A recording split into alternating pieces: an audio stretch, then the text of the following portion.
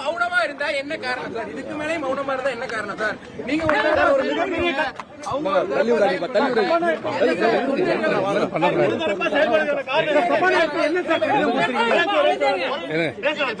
ஏங்க ஒரு நிமிஷம் இருங்க, ஒரு நிமிஷம் இருங்க, பொறுமையா இருங்க.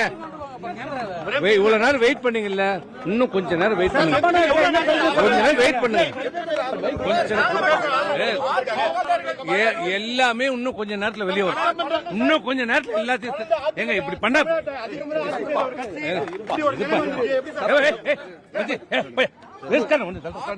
எங்களுக்கு தெரியாது.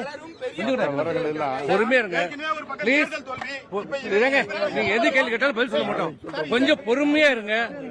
எல்லாமே இன்னொரு கொஞ்ச நேரத்துல எல்லாம் முழுசா பிரஸ் மீட்டிங் அரேஞ்ச்